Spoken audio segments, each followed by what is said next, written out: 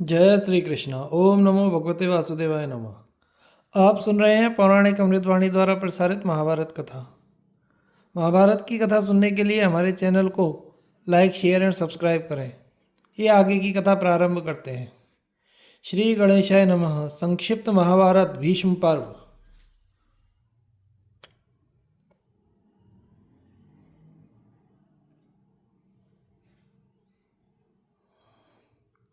शिविर स्थापना तथा युद्ध के नियमों का निर्णय।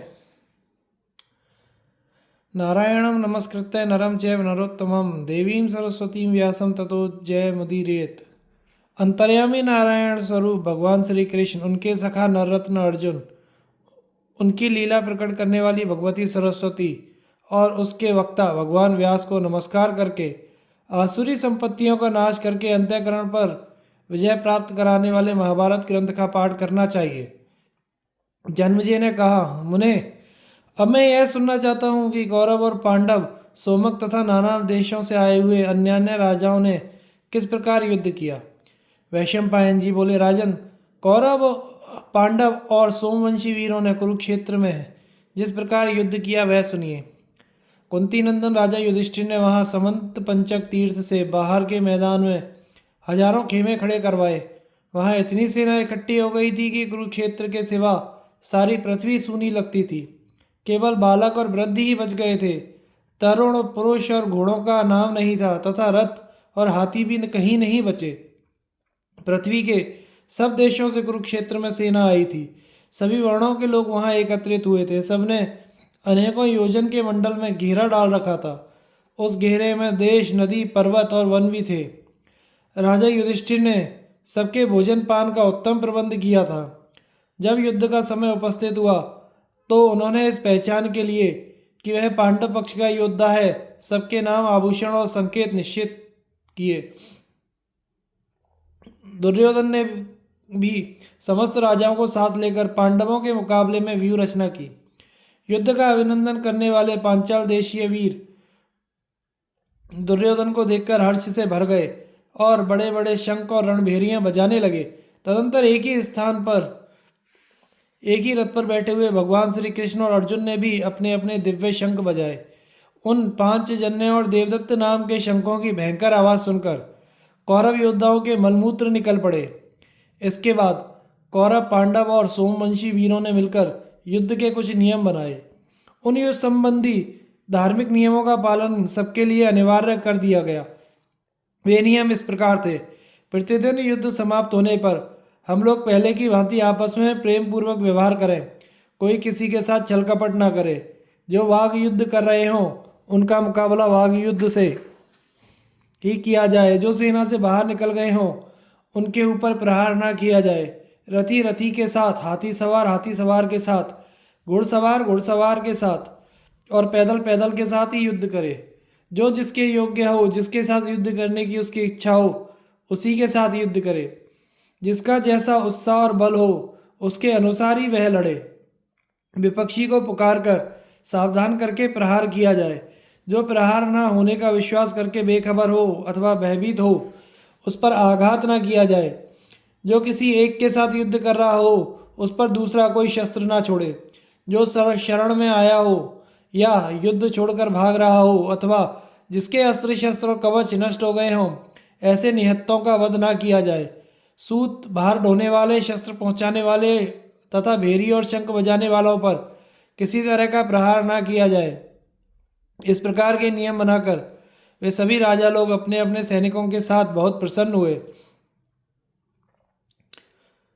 व्यास जी द्वारा संजय की नियुक्ति तथा अनिष्ट सूचक उत्पातों का वर्णन।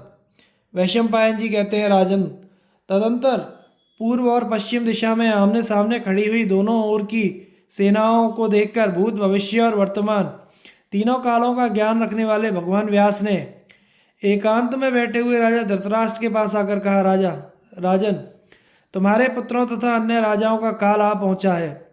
वे युद्ध में एक दूसरे का संहार करने को तैयार हैं। बेटा, यदि तुम इन्हें संग्राम में देखना चाहो तो मैं तुम्हें दिव्य दृष्टि प्रदान करूं।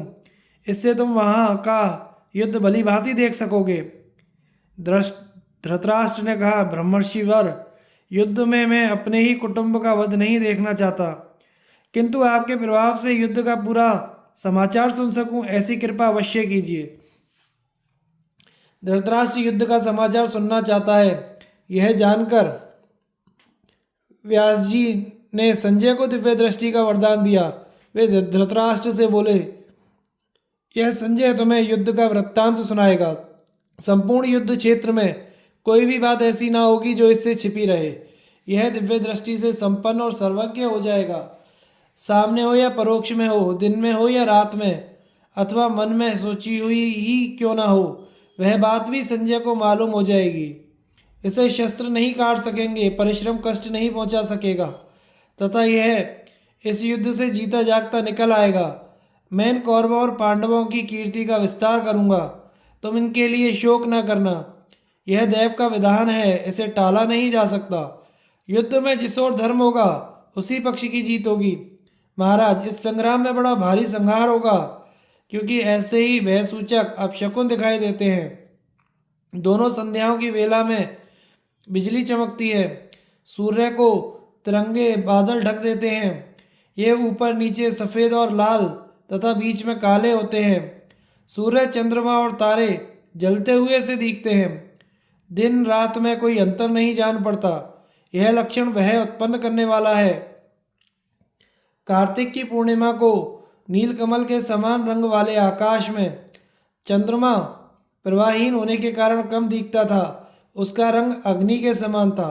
इससे यह सूचित होता है कि अनेक शूरवीर राजा राजकुमार युद्ध में प्राण त्याग कर पृथ्वी पर शयन करेंगे। प्रतिदिन सुअर और बिलख लड़ते हैं और उनकी भयंकर नाद सुनाई पड़ती है। देव मूर्तियां कांपती, हंसती और रक्त वमन करती हैं तथा अकस्मात पसीने से तर हो जाती हैं और गिर पड़ती हैं। जो तीनों लोकों में प्रसिद्ध है, उस परम साध्वी अरुंधति ने इस समय वशिष्ठ को आगे से पीछे कर लिया है। शनैश्चर रोहिणी को पीड़ा दे रहा है। चंद्रमा का मृग चिन्ह मिट सा गया है। इससे बड़ा भारी भय होने वाला है। आजकल गौओं के पेट से गधे उत्पन्न होते हैं, घोड़ी से गौ के बछड़े की उत्पत्ति होती है और कुत्ते गीदड़ पैदा कर रहे हैं। चारों ओर बड़े जोर की आंधी चल रही है, धूल का उड़ना बंद ही नहीं होता। बारंबार भूकंप होता है। राहु सूर्य पर आक्रमण करता है। केतु चित्रा पर स्थित है। धूमकेतु पुष्य नक्षत्र में स्थित है। यह महान ग्रह दोनों सेनाओं का घोर अमंगल करेगा।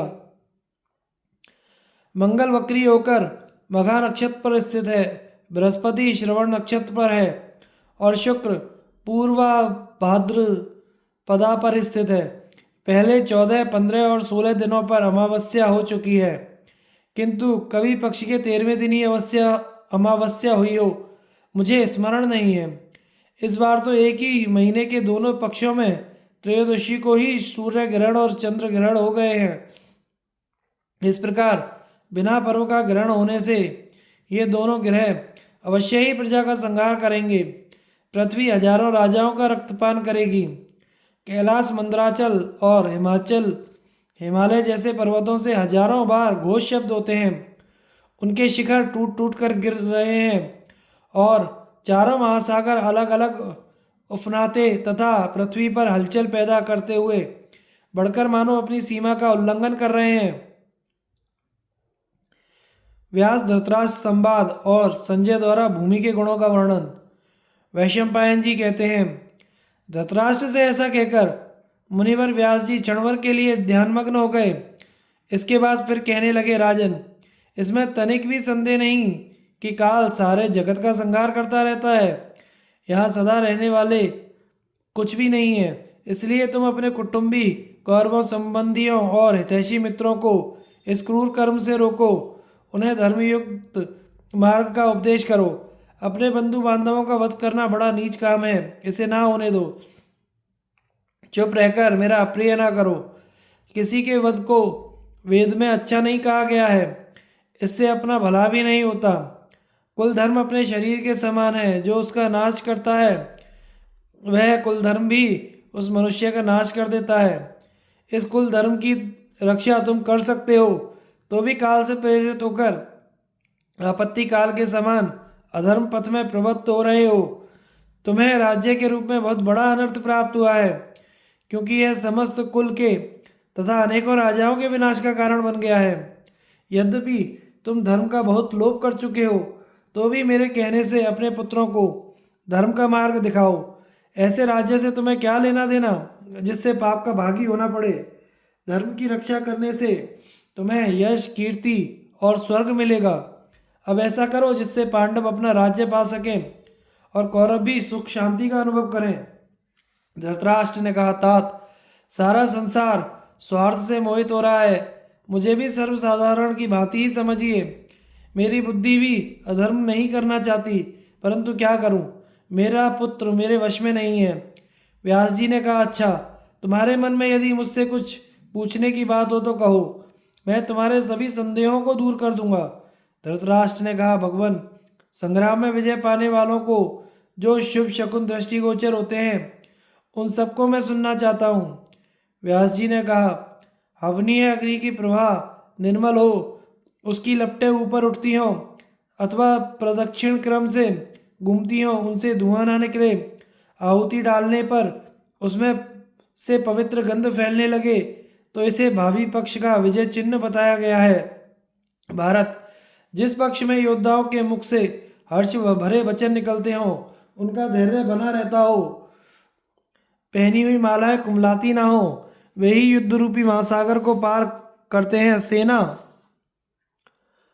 थोड़ी हो या बहुत, योद्धाओं का उत्साह पूर्ण हर्ष ही विजय का प्रधान लक्षण माना गया है। एक दूसरे को अच्छी तरह जानने वाले उत्साही स्त्री तथा आदि में अनासक्त तथा दृढ़ निश्चयी 50 वीर भी बहुत बड़ी सेना को रौंद डालते हैं। यदि युद्ध से पीछे पैर न हटाने वाले 5-7 ही योद्धा हों, तो वे भी विजय प्राप्त कर सकते हैं। अतः सदा सेना अधिक होने से ही विजय होती हो, ऐसी बात नहीं है। इस प्रकार कहकर भगवान वेदव्यास चले गए और यह सब सुनकर राजा धृतराष्ट्र विचार में पड़ गए। थोड़ी देर तक सोचकर उन्होंने संजय से पूछा, संजय, ये युद्ध प्रेमी राजा लोग पृथ्वी के लोभ से जीवन का मोह छोड़कर नाना प्रकार के अस्त्र शस्त्रों द्वारा जो एक दूसरे की हत्या करते हैं, पृथ्वी के ऐश्वर्य की इच्छा से परस्पर प्रहार करते हुए यमलोक की जनसंख्या बढ़ाते हैं और शांत नहीं होते। इससे मैं समझता हूँ कि पृथ्वी में बहुत से गुण हैं, तभी तो इसके लिए यह नरसंहार होता है। अतः मुझसे इस पृथ्वी का ही वर्णन करो।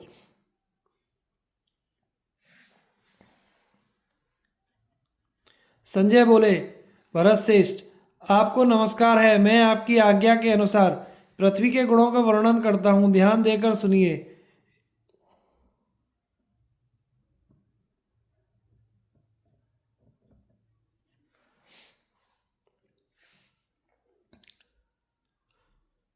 इस पृथ्वी पर 2 प्रकार के प्राणी हैं, चर और अचर। चरों के 3 भेद हैं, अंडज, स्वदेश, जरायुज। इन तीनों में जरायुज श्रेष्ठ है। जरायुजों में मनुष्य और पशु प्रधान है। इनमें से कुछ ग्रामवासी कुछ वनवासी होते हैं। ग्रामवासियों में मनुष्य श्रेष्ठ हैं और वनवासियों में सिंह। अचर या स्थावरों में उद्भिज भी के स्थावरों को उद्भिज भी कहते हैं। इनकी 5 जातियां हैं, वृक्ष, गुल्म, लता, वल्ली और त्वक्सार, बांस आदि। ये 3 जाति के अंतर्गत हैं। यह संपूर्ण जगत इस पृथ्वी से ही उत्पन्न होता है और इसी में नष्ट हो जाता है। भूमि ही केवल भूतों की प्रतिष्ठा है। भूमि ही अधिक काल तक स्थिर रहने वाली है।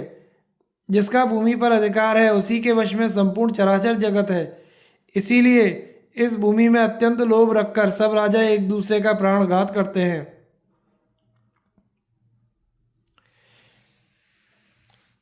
युद्ध में भीष्म जी का पतन सुनकर धृतराष्ट्र का विषाद तथा संजय द्वारा कौरव सेना के संगठन का वर्णन।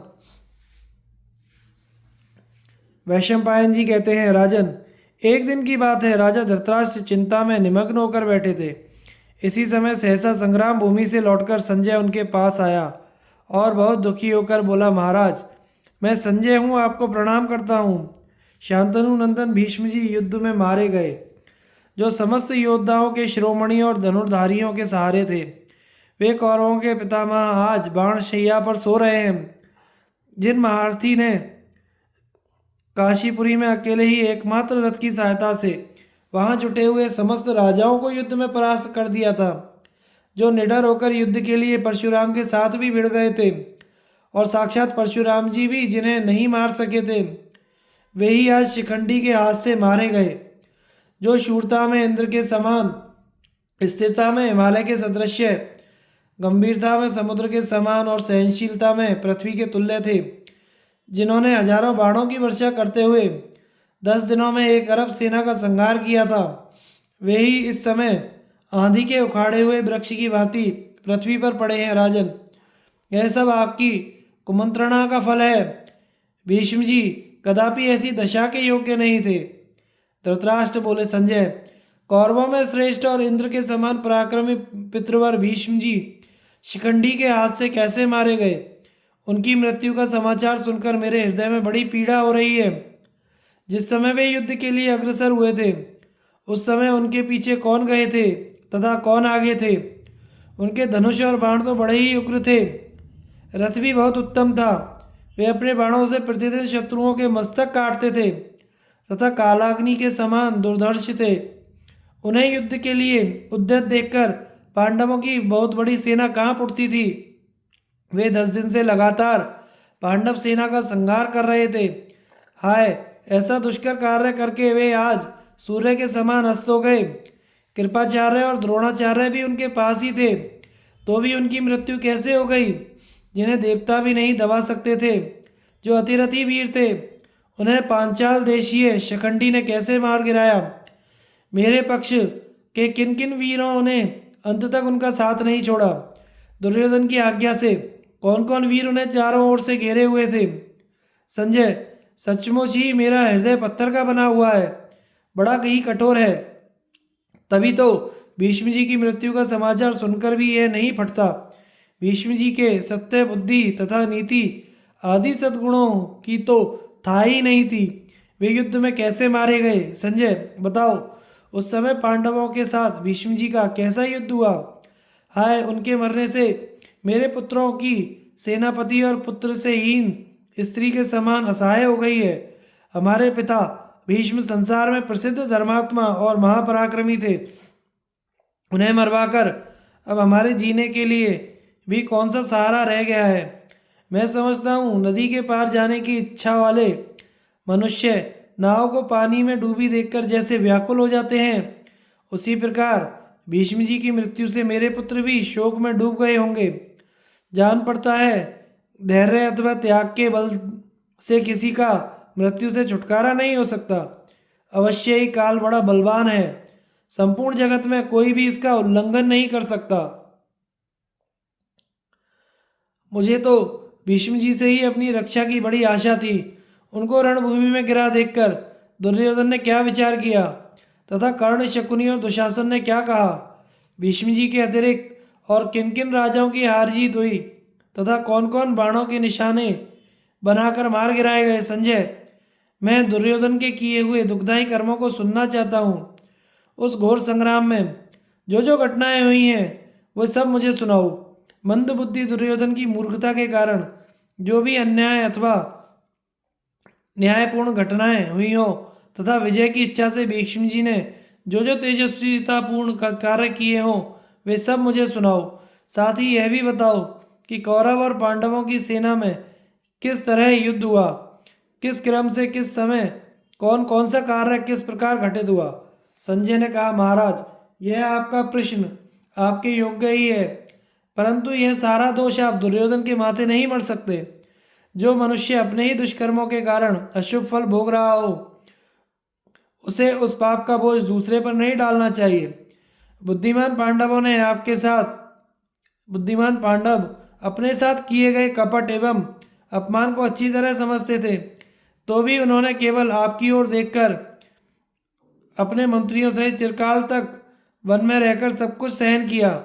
अब जिनकी कृपा से मुझे भूत, भविष्य, वर्तमान का ज्ञान तथा आकाश में विचरना और दिव्य दृष्टि आदि प्राप्त हुए हैं, उन पाराशर नंदन भगवान व्यास को प्रणाम करके भरतवंशियों के रोमांचकारी और अद्भुत संग्राम का विस्तार से वर्णन करता हूँ, सुनिए।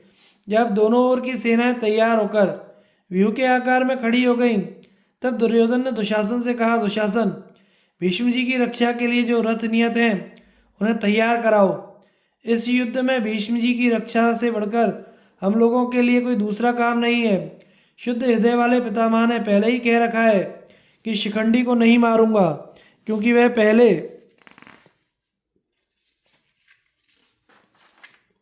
स्त्री रूप में उत्पन्न हुआ था। अतः मेरा विचार है कि शिखंडी के हाथ से भीष्म जी को बचाने का विशेष प्रयत्न होना चाहिए। मेरे सभी सैनिक शिखंडी का वध करने के लिए तैयार हैं। पूर्व, पश्चिम, उत्तर, दक्षिण के जो वीर सब प्रकार के अस्त्र संचालन में कुशल हों, वे पितामह की रक्षा में रहें। देखो, अर्जुन के रथ के बाएं चक्र की युधामन्यु रक्षा कर रहा है और दाहिने चक्र की उत्तमौजा। अर्जुन को ये दो रक्षक प्राप्त हैं और अर्जुन स्वयं शिखंडी की रक्षा करता है। अतः तुम ऐसा प्रयत्न करो जिससे अर्जुन के द्वारा सुरक्षित और भीष्म से उपेक्षित शिखंडी पितामह का वध ना कर सके। तदनंतर जब रात बीती और सूर्योदय हुआ तो आपके पुत्रों और पांडवों की सेनाएं अस्त्र शस्त्रों से सुसज्जित दिखाई देने लगीं। खड़े हुए योद्धाओं के हाथ में धनुष, दृष्टि, तलवार, गदा, शक्ति, तोमर तथा और भी बहुत से चमकीले शस्त्र शोभा पा रहे थे। सैकड़ों और हजारों की संख्या में हाथी, पैदल, रथी, घोड़े शत्रुओं के फंदे में फंसाने के लिए व्यूहबद्ध होकर खड़े थे।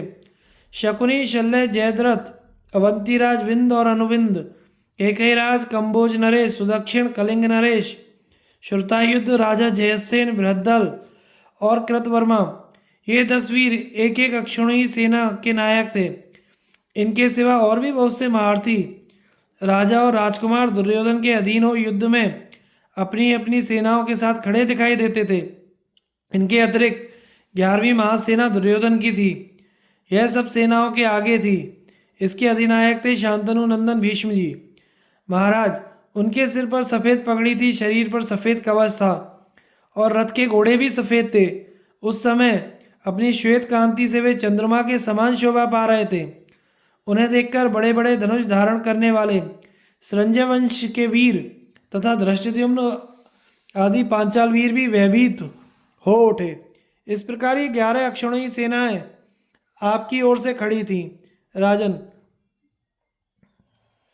कौरवों की इतनी बड़ी सेना का ऐसा संगठन ना मैंने कभी देखा था ना सुना था। भीष्म जी और द्रोणाचार्य प्रतिदिन सवेरे उठकर यही मनाया करते कि पांडवों की जय हो, तो भी अपनी प्रतिज्ञा के अनुसार वे युद्ध आपके लिए ही करते थे। उस दिन भीष्म जी ने सब राजाओं को अपने पास बुलाकर उनसे इस प्रकार कहा, क्षत्रियों, आप लोगों के लिए स्वर्ग में जाने का यह युद्ध रूपी महान दरवाजा खुल गया है। इसके द्वारा आप इंद्रलोक और ब्रह्मलोक में जा सकते हैं। यही आपका सनातन मार्ग है। इसी का आपके पूर्व पुरुषों ने भी अनुसरण किया है। रोग से घर में पड़े प्राण त्यागना क्षत्रिय के लिए अधर्म माना गया है। युद्ध में जो इसकी मृत्यु होती है वही इसका सनातन धर्म है। भीष्म जी की यह बात सुनकर सभी राजा बढ़िया बढ़िया रथों में अपनी सेना की शोभा बढ़ाते हुए युद्ध के लिए आगे बढ़े।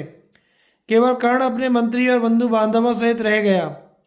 भीष्म जी ने उसके अस्त्र शस्त्र रखवा दिए थे। समस्त कौरव सेना के सेनापति भीष्म जी रथ पर बैठे हुए सूर्य के समान सुशोभित हो रहे थे। उनके रथ की ध्वजा पर विशाल ताड़ और 5 तारों के चिन्ह बने हुए थे। आपके पक्ष में जितने महान धनुर्धर राजा थे वे सब शांतनु नंदन भीष्म जी की आज्ञा के अनुसार युद्ध के लिए तैयार हो गए। आचार्य द्रोण की जो ध्वजा फहरा रही थी उसमें सोने की बेदी, कमंडलू, धनुष के चिन्ह थे। कृपाचार्य ने अपने बहुमूल्य रथ पर बैठकर वृषभ के चिन्ह वाली ध्वजा फहराते हुए चल रहे थे। राजन, इस प्रकार आपके पुत्रों की 11 अक्षौहिणी सेना यमुना में मिली हुई गंगा के समान दिखाई देती थी। दोनों सेनाओं की व्यूह रचना। धृतराष्ट्र ने पूछा, संजय, भीष्म जी तो मनुष्य, देवता, गंधर्व और असुरों द्वारा की जाने वाली व्यूह रचना भी जानते थे। जब उन्होंने मेरी 11 अक्षौहिणी सेना की व्यूह रचना की तब पांडुनंदन युधिष्ठिर ने अपनी थोड़ी सी सेना से किस प्रकार का व्यूह बनाया संजय ने कहा, महाराज, आपकी सेना को व्यूह रचना पूर्वक सुसज्जित देखकर धर्मराज युधिष्ठिर ने अर्जुन से कहा, तात, महर्षि बृहस्पति के वचन से यह बात ज्ञात होती है कि यदि शत्रु की अपेक्षा अपनी सेना थोड़ी हो तो उसे समेटकर थोड़ी दूर में रखकर युद्ध करना चाहिए। यदि अपनी सेना अधिक हो तो उसे इच्छा अनुसार फैलाकर लड़ना चाहिए। जब थोड़ी सेना को अधिक सेना के साथ युद्ध करना पड़े तो उसे सूचीमुख नामक व्यूह की रचना करनी चाहिए। हम लोगों की यह सेना शत्रुओं के मुकाबले बहुत थोड़ी है, इसलिए तुम व्यूह रचना करो। यह सुनकर अर्जुन ने युधिष्ठिर से कहा, महाराज, मैं आपके लिए वज्र नामक दुर्भेद्य व्यूह की रचना करता हूँ। यह इंद्र का बताया हुआ दुर्जय व्यूह है, जिसका वेग वायु के समान प्रबल और शत्रुओं के लिए दुस्सह है। वे योद्धाओं में अग्रगण्य हैं। भीमसेन इस व्यूह में हम लोगों के आगे रहकर युद्ध करेंगे। उन्हें देखते ही दुर्योधन आदि कौरव भयभीत होकर इस तरह भागेंगे जैसे सिंह को देखकर क्षुद्र मृग भाग जाते हैं। ऐसा कहकर धनंजय ने वज्र व्यूह की रचना की। सेना को व्यूहाकार में खड़ी करके अर्जुन शीघ्र ही शत्रुओं की ओर बढ़ा। कौरवों को अपनी ओर आते देख पांडव सेना भी जल से भरी हुई गंगा के समान धीरे धीरे आगे बढ़ती दिखाई देने लगी। भीमसेन, धृष्टद्युम्न, नकुल, सहदेव और धृष्टकेतु ये उस सेना के आगे चल रहे थे। इनके पीछे रहकर राजा विराट अपने भाई, पुत्र और एक अक्षुणी सेना के साथ रक्षा कर रहे थे। नकुल और सहदेव भीमसेन के दाएं बाएं रहकर उनके रथ के पहियों की रक्षा करते थे। द्रौपदी के पांचों पुत्र और अभिमन्यु उनके पृष्ठभाग के रक्षक थे। इन सबके पीछे शिखंडी चलता था, जो अर्जुन की रक्षा में रहकर भीष्म जी का विनाश करने के लिए तैयार था। अर्जुन के पीछे महाबली सात्यकी था तथा युधामन्यु और उत्तमौजा उनके चक्रों की रक्षा करते थे। कैकेयी, धृष्टकेतु और बलवान चेकितान भी अर्जुन की ही रक्षा में थे। अर्जुन ने जिसकी रचना की थी और वह वज्रव्यूह भय की आशंका से शून्य था। उसके सब ओर मुख थे, देखने में बड़ा भयानक था। वीरों के धनुष इसमें बिजली के समान चमक रहे थे।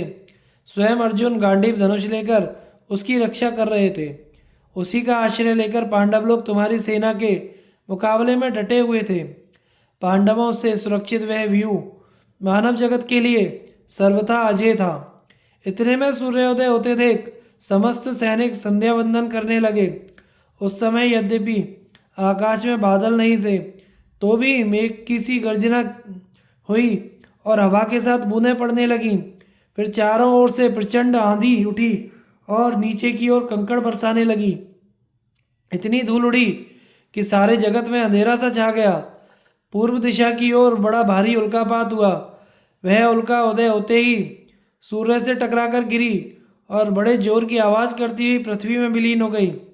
संध्या वंदन के पश्चात जब सैनिक तैयार होने लगे तो सूर्य की प्रभा फीकी पड़ गई तथा पृथ्वी भयानक शब्द करती हुई कांपने लगी और फटने लगी। सभी दिशाओं में बारंबार वज्रपात होने लगे। इस प्रकार युद्ध का अभिनंदन करने वाले पांडव आपके पुत्र दुर्योधन की सेना का सामना करने के लिए व्यूह रचना करके भीमसेन को आगे किए खड़े थे। उस समय गदाधारी भीम ने सामने देखकर भीमसेन को सामने देखकर हमारे योद्धाओं की मज्जा सूख रही थी। धृतराष्ट्र ने पूछा, संजय, सूर्योदय होने पर भीष्म जी की अधिनायकता में रहने वाले मेरे पक्ष के वीरों और भीमसेन के सेनापतित्व में उपस्थित हुए पांडव पक्ष के सैनिकों में पहले किन्होंने युद्ध की इच्छा से हर्ष प्रकट किया? संजय ने कहा, नरेंद्र, दोनों ही सेनाओं की समान अवस्था थी। जब दोनों एक दूसरे के पास आ गईं तो दोनों ही प्रसन्न दिखाई पड़ी। हाथी, घोड़े और रथों से भरी हुई दोनों ही सेनाओं की विचित्र शोभा हो रही थी। कौरव सेना का मुख पश्चिम की ओर था और पांडव पूर्वाभिमुख होकर खड़े थे। कौरवों की सेना दैत्यराज की सेना के समान जान पड़ती थी और पांडवों की सेना देवराज इंद्र की सेना के समान शोभा पा रही थी। पांडवों के पीछे हवा चलने लगी और कौरवों के पृष्ठभाग में मांसाहारी पशु कोलाहल करने लगे। भरत, आपकी सेना के व्यूह में 1 लाख से अधिक हाथी थे। प्रत्येक हाथी के साथ 100-100 रथ खड़े थे। एक एक रथ के साथ 100-100 घोड़े थे। प्रत्येक घोड़े के साथ 10-10 धनुर्धर सैनिक थे और एक एक धनुर्धर के साथ 10-10 ढाल वाले थे। इस प्रकार भीष्म जी ने आपकी सेना का व्यूह बनाया था। वे प्रतिदिन व्यूह बदलते रहते थे। किसी दिन मानव व्यूह रचते थे, किसी दिन देव व्यूह, किसी दिन गांधर्व व्यूह, तो किसी दिन आसुर व्यूह। आपकी सेना के व्यूह में महारथी सैनिकों की भरमार थी। वह समुद्र के समान गर्जना करती थी। राजन, कौरव सेना यद्यपि असंख्य और भयंकर है तथा पांडवों की सेना ऐसी नहीं है, तो भी मेरा यह विश्वास है कि वास्तव में वही सेना दुर्धर्ष और बड़ी है जिसके नेता भगवान श्री कृष्ण और अर्जुन हैं। युधिष्ठिर और अर्जुन की बातचीत। अर्जुन द्वारा दुर्गा स्तवन और वर प्राप्ति। संजय कहते हैं, कुंती नंदन युधिष्ठिर ने जब भीष्म के रचे हुए अभेद्य व्यूह को देखा तो उदास होकर अर्जुन से कहने लगे, धनंजय, जिनके सेनापति पितामह भीष्म जी हैं, उन कौरवों के साथ हम लोग कैसे युद्ध कर सकते हैं। महातेजस्वी भीष्म ने शास्त्रोक्त विधि से जिस व्यूह का निर्माण किया है, इसका भेदन करना असंभव है। इसने तो हमें हमारी सेना को संशय में डाल दिया है। इस महाव्यूह से हमारी रक्षा कैसे होगी। तब शत्रुदमन अर्जुन ने युधिष्ठिर से कहा, राजन, जिस युक्ति से थोड़े से मनुष्य भी बुद्धि, गुण और संख्या में अपने से अधिक वीरों को जीत लेते हैं, वह मुझसे सुनिए। पूर्व काल में देवासुर संग्राम के अवसर पर ब्रह्मा जी ने इंद्रादि देवताओं से कहा था, देवताओं, विजय की इच्छा रखने वाले वीर बल और पराक्रम से वैसी विजय नहीं पा सकते जैसी कि सत्य, दया, धर्म और उद्यम के द्वारा प्राप्त करते हैं। इसलिए धर्म, अधर्म और लोभ को अच्छी तरह जानकर अभिमान शून्य होकर उत्साह के साथ युद्ध करो। जहाँ धर्म होता है उसी पक्ष की जीत होती है। राजन, इसी प्रकार आप भी यह जान लें कि इस युद्ध में हमारी विजय निश्चित है। नारद जी का कहना है, जहाँ कृष्ण है वहाँ विजय है। विजय श्री कृष्ण का एक गुण है, वह सदा इनके पीछे पीछे चलता है। गोविंद का तेज अनंत है, ये साक्षात सनातन पुरुष हैं, इसलिए ये श्री कृष्ण जहाँ है उसी पक्ष की विजय है। राजन, मुझे तो आपके विषाद का कोई कारण दिखाई नहीं देता, क्योंकि ये विश्वम्भर श्री कृष्ण भी आपकी विजय की शुभकामना करते हैं। तदंतर राजा युधिष्ठिर ने भीष्म का मुकाबला करने के लिए व्यूहाकार में खड़ी हुई अपनी सेना को आगे बढ़ने की आज्ञा दी। उनका रथ इंद्र के रथ के समान सुंदर था, उस पर युद्ध सामग्री रखी हुई थी। जब वे उस पर सवार हुए तो उनके पुरोहित शत्रुओं का नाश हो ऐसा कहकर आशीर्वाद देने लगे तथा ब्रह्मर्षि, क्षत्रिय, विद्वान जप, तप एवं औषधियों के द्वारा सब ओर से स्वस्ति वाचन करने लगे। राजा युधिष्ठिर ने भी वस्त्र, गौ, फल, फूल, स्वर्ण मुद्राएं ब्राह्मणों को दान करके फिर युद्ध के लिए यात्रा की।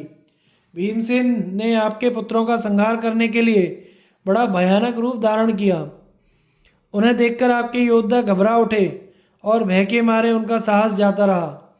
इधर भगवान श्री कृष्ण ने अर्जुन से कहा, नरश्रेष्ठ, ये जो आप अपनी सेना के मध्य भाग में खड़े सिंह के समान हमारे सैनिकों की ओर देख रहे हैं, यही गुरुकुल की ध्वजा फहराने वाले भीष्म जी हैं।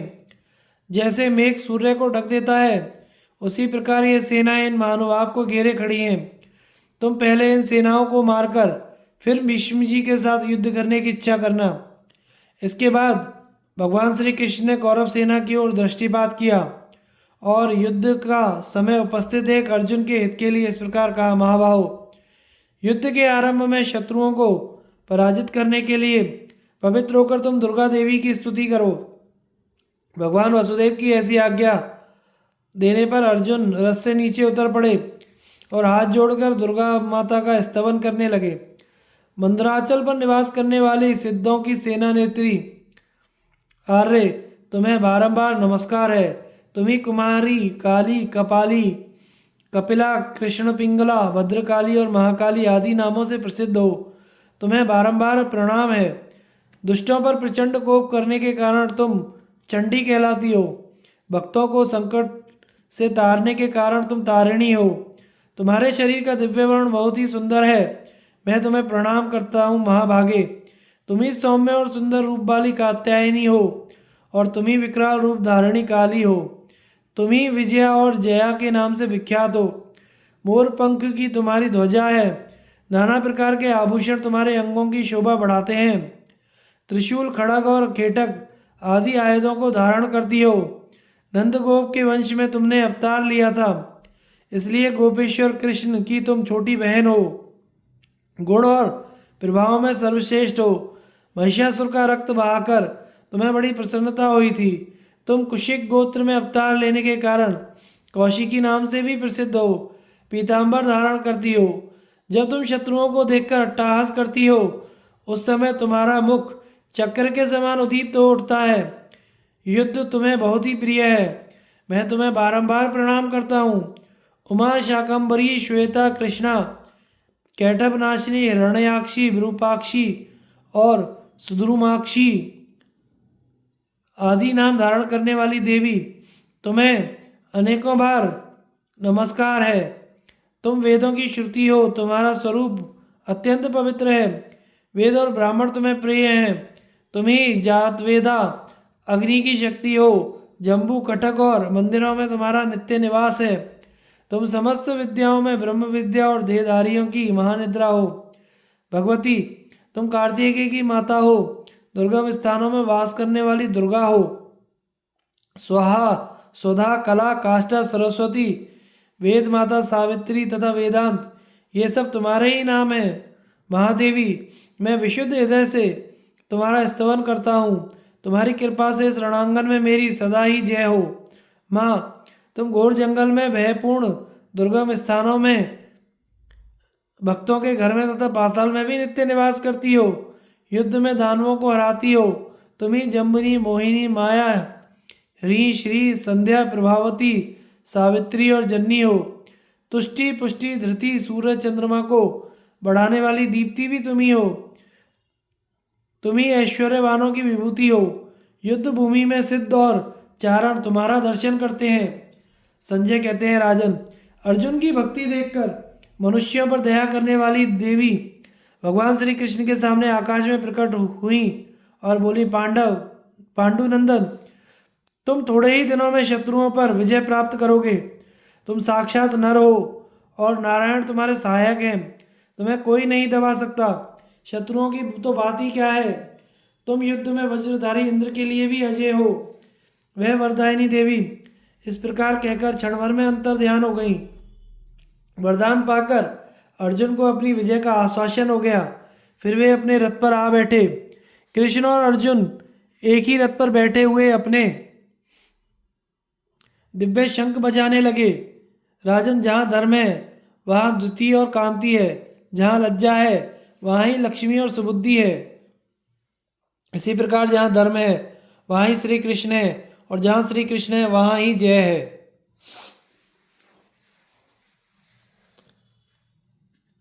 धन्यवाद दोस्तों। इससे आगे की कथा हम अगले भाग में प्रसारित करेंगे। हमारे चैनल को लाइक, शेयर एंड सब्सक्राइब करें।